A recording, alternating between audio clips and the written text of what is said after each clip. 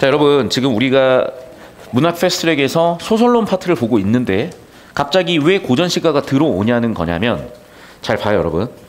지금 1구 수능이 만점자가 148명 나왔고, 그래서 이과 수학 4등급 맞은 친구가 의대 갔다는 거는 얘기를 드렸어요. 이 국어 148명 안에 든다는 게 어마어마한 힘이 있었다는 것도 확인을 했고, 그런데 이 다음에 6월이 훨씬 더 만점자 숫자는 적어졌다고요. 그래서 20학년도 6월 같은 경우는 만점자가 65명 나오는데, 여기서 오답률 탑2 문제가 뭐였냐면 저번 주 마지막으로 다뤘었던 요 문제요. 조웅전. 거기서 이 문제를 그렇게 많이 틀렸어요. 이게 오답률 탑2였어 얘들아. 자, 그러면 이 문제는 왜 오답률 탑2가 된 거냐면 두 가지 측면. 첫 번째는 우리가 다들 기출분석 하잖아요. 아니 바로 그 전해 출제됐었던 기출분석이 제대로 안 됐으니까 똑같은 유형이 나왔거든 이미. 우리가 풀어봤었던 일동장유과의 45번 문제랑 얘랑 똑같은 유형이에요. 자, 이 문제 어떻게 풀었는지 다시 한번 우리가 복습을 하면은 별거 없어. 주어 잡았고요. 서술어 잡았어요. 오케이? 자, 다시 한번 복습 한번 해볼게. 뭐 필기 안 돼 있으면 필기해도 좋고, 필기가 돼 있는 친구들은 다시 한번 보셔도 좋아. 봐봐. 궁궐리를 바라보니까 노인이 있어요. 그 노인의 묘사잖아. 그럼 이 정보가 그냥 있는 그대로 정보겠어? 아니지. 기본적으로 문학은 함축적 의미를 파악하는 거잖아. 그러면 그림을 그려봐. 지금 이미 굉장히 큰 어떤 궁궐이 쫙 이렇게 있는 상태고, 거기에 저 위에 누가 이렇게 앉아 있는 거야. 밑에 있는 사람들은 이렇게 앉아가지고 뭐 잔치하고 있고, 그럼 딱 봐도 이 사람이 황제나 왕쯤 되겠지. 그러니까 저 위에 앉아 있겠지. 그러니까 얼굴이 관옷 같고 황금 관을 쓰고 있고 중국 황제 상징의 용포를 입고 하는 거 아니에요. 그러면 여기에 나와 있는 이 사람들은 무수한 사람들이야. 무수한 사람들.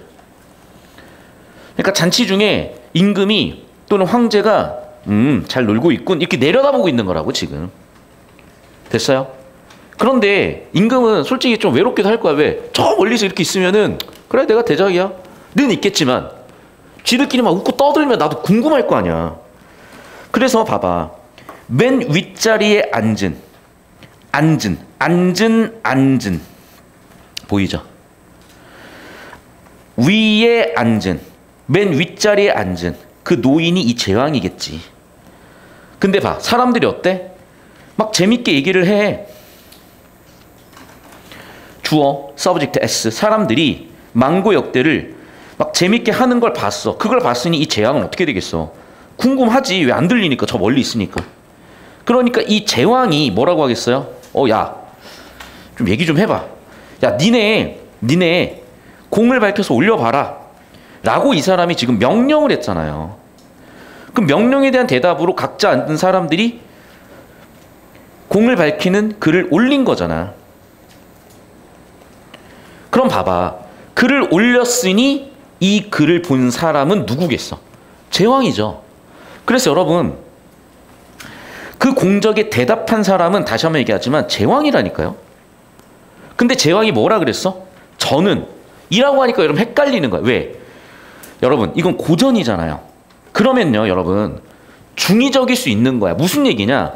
저라는 건요 1번 나를 낮추는 1인칭 대명사일 수도 있어. 낮춤의 1인칭 대명사일 수도 있어. 하지만 두 번째 뭐일 수도 있어? 저 자는 야, 저 빨리 해. 이렇게 얘기를 했을 수도 있는 거예요. 그러면 여기는 1인칭 대명사가 아니라 지시 대명사일 수도 있는 거지. 이해됐어? 3인칭 대명사일 수도 있는 거라고. 문맥적으로. 됐니? 근데 봐라. 너희가 저라고 낮췄으면요 일관되게 어떤 단어가 나와야 돼? 자기를 낮추는 표현이 있어야 되는 건데 로다가 낮추는 건가요? 아니잖아.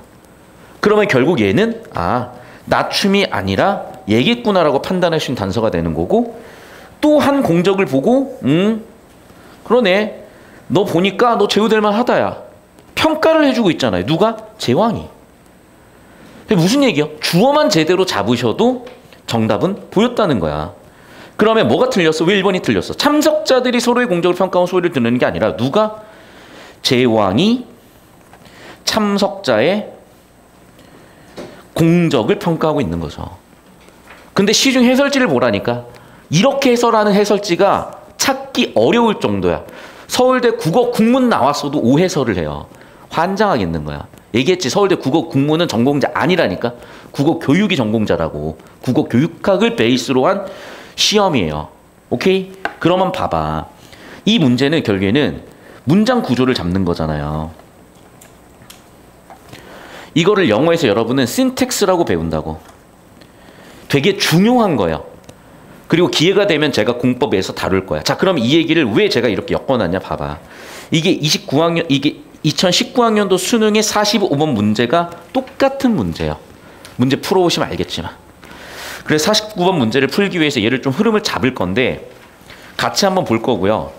자, 일단 고전도 우리가 이후에 풀 거라서 고전 접근법 써드릴게요. 어제 우리 고2 학생들은 했지. 고전 접근법 첫 번째 뭐라고? 소리 나는 대로 읽으시라고.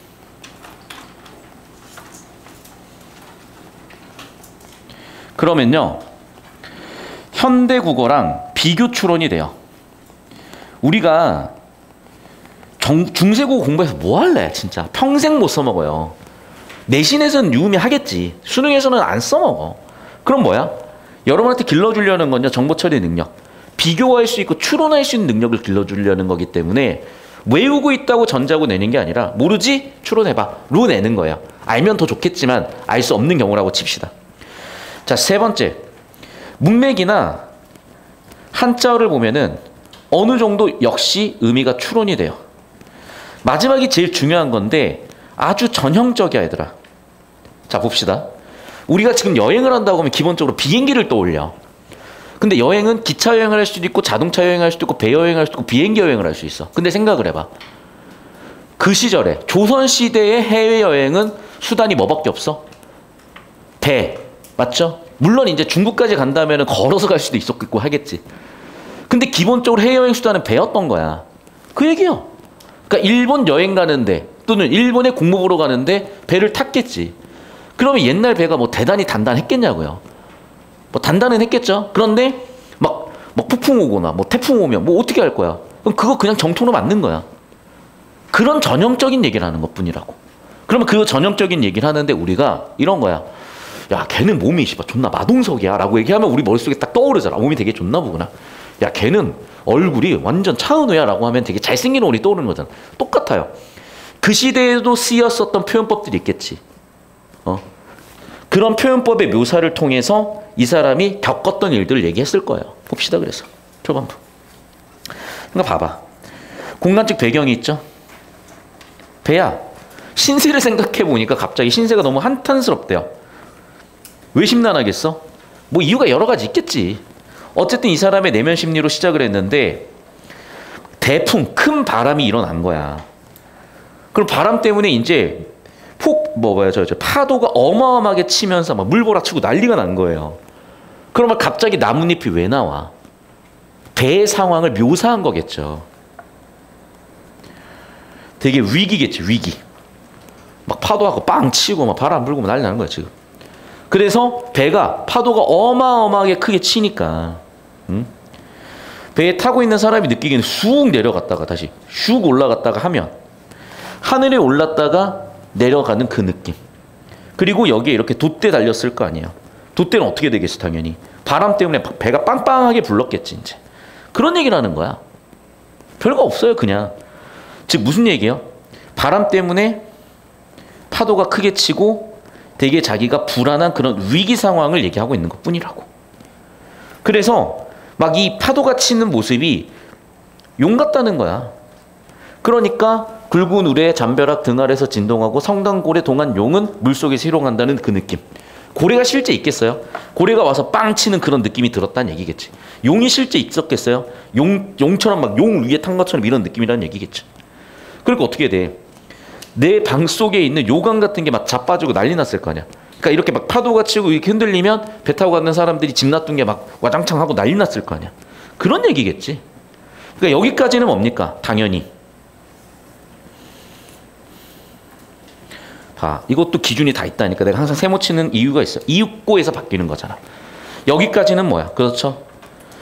바람 때문에, 폭풍 때문에 배에서 위기의 상황을 마주한 거죠. 자, 그런데 위기의 상황이 계속돼서 죽었으면 글도 못 썼을 거라고. 폭풍은 지나갔어. 그리고 나면 또 굉장히 바다가 예뻐 보였겠지. 옛날에 바다를 뭐 그렇게 멀리 나가서 볼 일은 있었겠어요? 그래서 봤더니 해가 돋았는데 너무 예쁜 거야. 일출 장면을 요즘도 막 돈 내고 아침에 일찍 날 새서 보러 가는 것. 그런 거죠. 일출이 장관인 거야. 그거예요, 결국에는. 묘사인 거예요, 계속. 여기도 계속 묘사인 거고. 됐죠? 그 얘기야. 해 돋아서 너무 예뻐. 장관을 봤어. 일어나서 배 문 열고 이제는 나가도 되겠지. 파도도 그만 치고 하니까. 자꾸 서서 보니까 야, 주변에 다 잔잔한 파도밖에 없을 거예요. 그럼 여기에 배 한 척이 딸랑 이렇게 떠 있어. 거기 내가 이렇게 서가지고 봐. 근데 여기에 해가 쫑 하고 떠 있어. 그리고 막 이렇게 막 노을 같은 거, 뭐 아침에 지는 게 뭐지? 아무튼 뭐 그런 거 져 있고 얼마나 예뻤겠어요. 그 느낌 딱 드는 거야. 그러니까 장한 구경이고, 인생 천재 이런 구경이 또 있을까? 이런 우주 속에 물결만 있고 난 거기 위에 있는 이런 느낌. 그런 걸 묘사를 해놓은 거라고.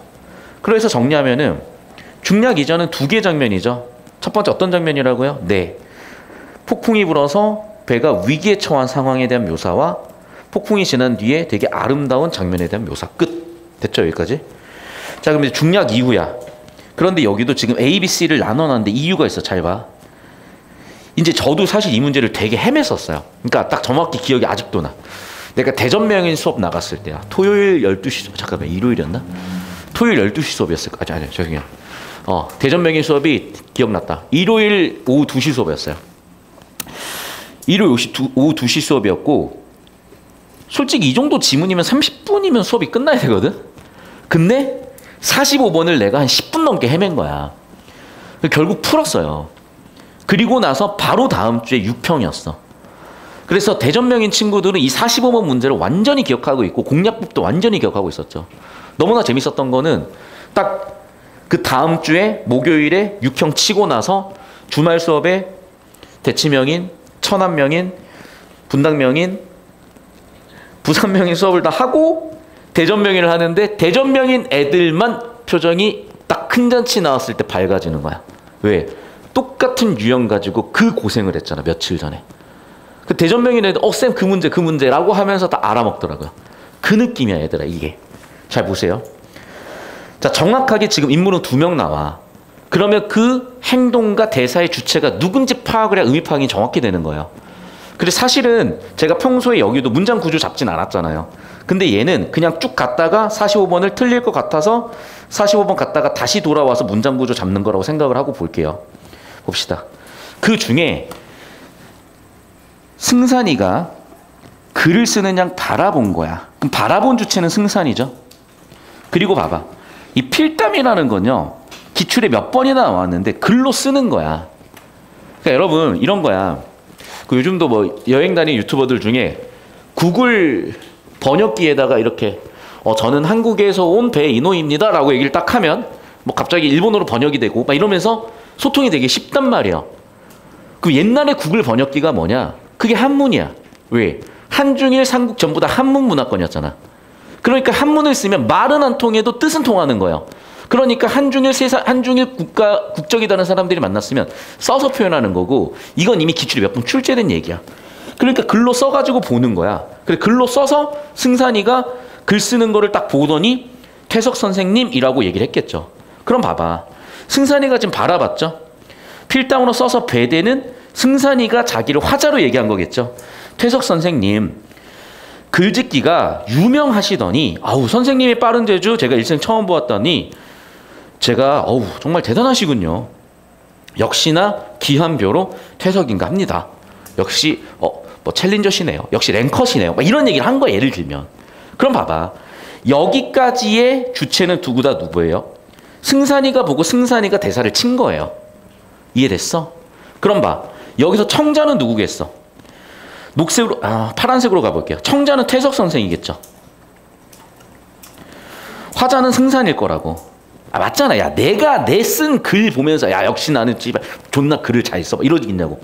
옆에 있는 사람을 치켜 세워주고 존중하는 표현을 썼겠죠.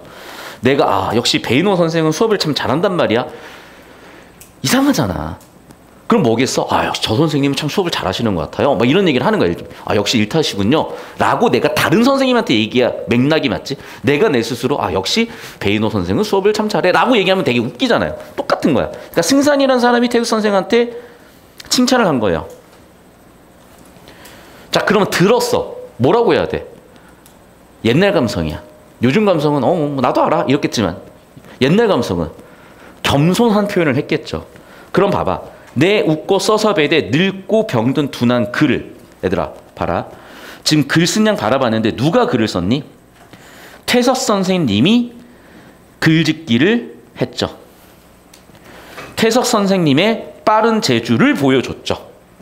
그럼 결국에는 여기 있는 글 쓴 사람은 누구겠어? 퇴석 선생님의 글이고 자기 자신의 글이니까 늙고 병든 둔한 글이라고 낮춰서 표현했을 거 아니야. 너는 남의 걸 평가하는데 글이 좀 늙으셨네요. 좀 왁구가 둔하시네요. 뭐 이런 표현하면 싸우지. 그러니까 이렇게 표현할 수 있는 건 자기 자신의 글이기 때문인 거예요. 그럼 무슨 얘기겠어? 여기 있는 내가 스스로한테 겸손 표현으로 둔한 글이라고 했을 거고 그러면 여기 나는 누구겠어요? 퇴석 선생이겠지. 그렇게까지 포장을 하시니까 제가 약간 좀 민망합니다. 라고 얘기를 한 거야. 그래서 봐봐. 승산이 다시 한대요. 그러면 다시 여기에 주어는 승산이죠. 야, 중국이 우리나라한테 소국이라고 그러면 열받는 거야. 근데 우리 스스로 다른 나라 사람 만나서 우리나라 좀 부족함이 많아요 라고 얘기하는 거는 겸손 표현이잖아요. 그러니까 자기 자신을 겸손 표현으로 역시나 낮추는 거야. 그 시절에는 유교 예의범절이 되게 중요했으니까. 그럼 승산이가 스스로를 겸손 표현한 거죠. 맞잖아. 처음 본 사람한테 말 한 두 마디 나누더니 그 소국의 천한 선비 당신 말이야 이러면은 듣는 사람은 뭐라는 거야 이렇게 될 거 아니에요. 그 얘기야. 제가 이렇게 세상에 났다가 장안 구경을 했네요. 야, 내 저녁에 죽어도 여한이 없어요 라고 완전 치켜 세우는 거죠.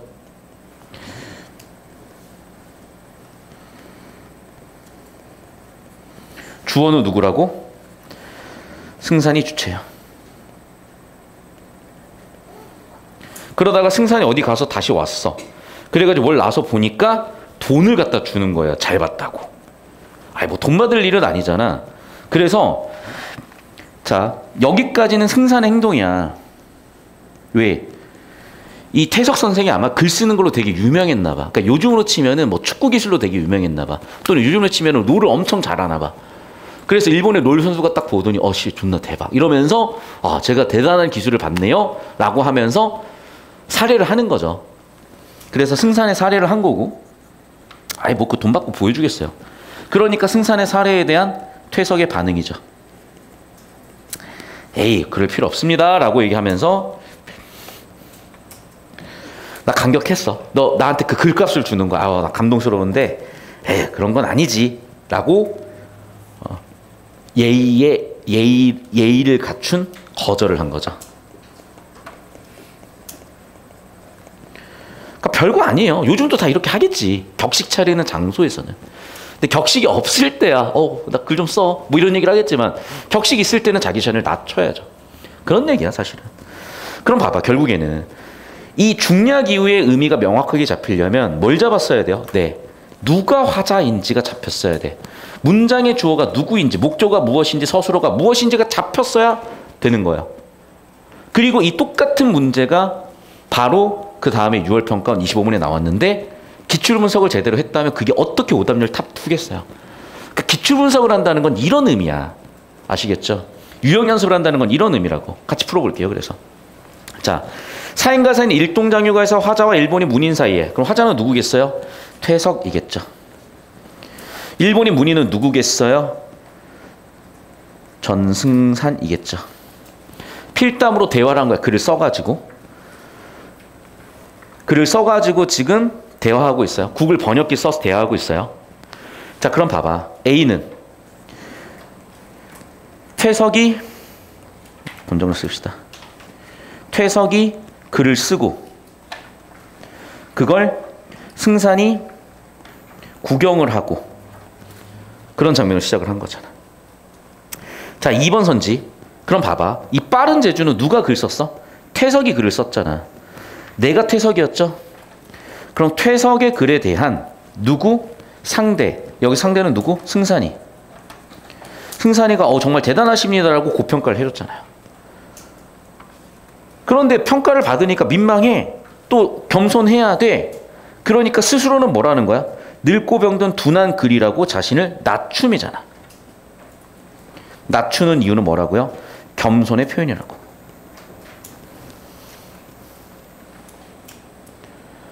아까도 얘기했지만은 써서 벤다, 써서 벤다. 보기에 나온 대로 문답의 형식이고.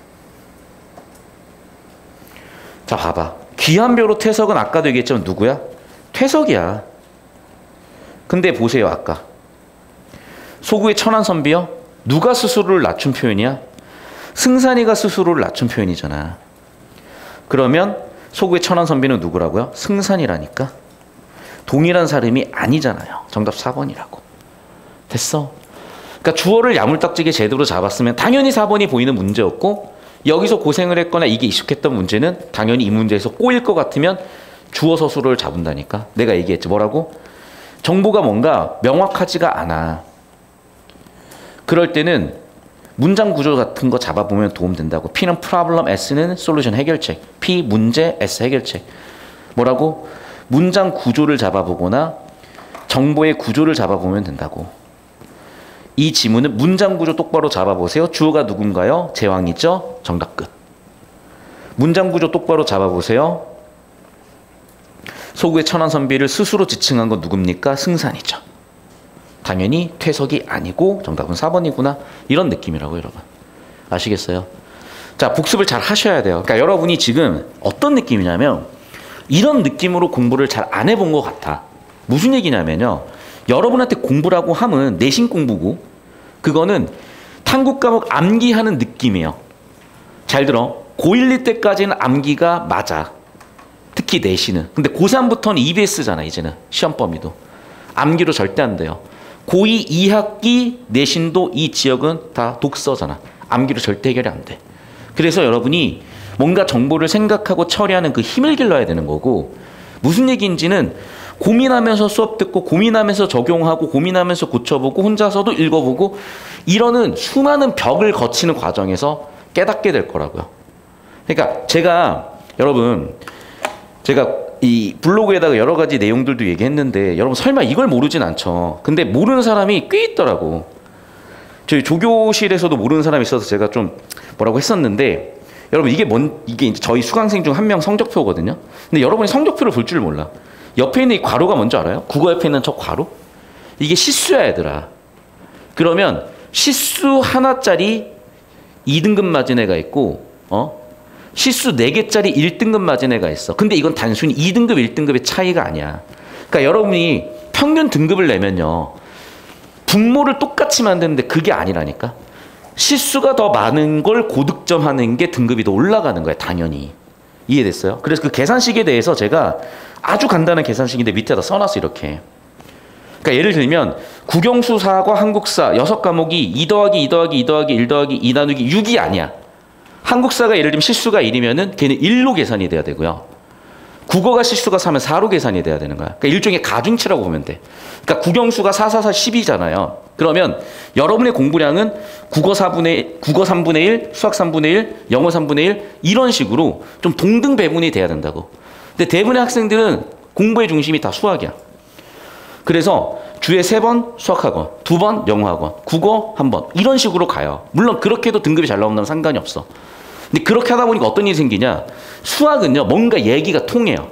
지금도 우리 고3 학생들 아까 중간에 나한테 문제 풀어달라 그래가지고 막 그런 상황에서 뭔가 수학 같은 걸 가지고 저랑 공부 얘기를 하는 게 되게 가능한데, 국어는 공부 얘기할 게 없어. 왜? 외우면 그만이야 생각을 하거든. 왜? 1시간밖에 안 하니까. 한 번밖에 안 가니까. 다시 한번 얘기하면 그게 아니에요. 그래서 고3 때 다작살나는 거고 만점자 숫자가 말이 안 되는 거야. 다시 한번 얘기합니다. 국어라는 과목을 통해서 생각하는 힘을 길러야 되고 생각하는 방법을 배워야 돼요. 자, 영상은 잠깐 잠깐만요. 문제 풀고 마무리 지읍시다, 나머지. 자, 그러면 문제도 희한하게 쉽게 풀릴 겁니다. 자, 봅시다. 봐. 이것도 내용 일치로 보면 헷갈릴 수 있다는 그게 아니야. 동물의 역동성이 어떻게 공간의 분위기를 긍정적으로 바뀌어요? 당연히 아니지, 구조가. C는 커즈 원인, 인, 이펙트 결과야. 동물의 역동성이 원인이 돼서 공간의 분위기가 긍정적으로 바뀌었어? 그런 거 아니잖아. 왜 공간의 분위기가 긍정적으로 바뀌었어? 폭풍이 오는 상황에서 뭐로 바뀌었으니까? 폭풍이 가고 나서 잔잔해졌으니까. 그러면서 공간의 분위기가 바뀐 거지. 구조가 틀렸죠? 2번 선지. 거대한 자연물에 비유했잖아요. 그래서 막 폭풍 치고 막 고래가 날뛰는 것 같고 뭐 용이 날뛰는 것 같네? 맞죠? 그런 거대한 자연물에 비유해서 악화된 기상상황 표현하는 장면이 초반부 중략 이전 1번, 2번 장면 맞잖아. 이미 정답은 1번 나왔지만. 3번 선지. 식물의 영악한 속성. 무슨 얘기했어요? 아까 나뭇잎 얘기했잖아. 그만큼 막 폭풍 쳐가지고 다 날아갈 것 같아? 위태로운 상황 되죠. 그러니까 지금 뭐냐면 다 중략 이전에 기상상황, 위태로운 상황을 2, 3번에서 얘기한 거야. 동시에 뭐라고? 막 올라갔다가 파도 때문에 내려갔다가 상승과 하강 이미지 대비했죠. 그러면 바로 눈앞에서 폭풍 치고 파도 치는 위기감 표현한 거 맞잖아요. 됐습니까? 또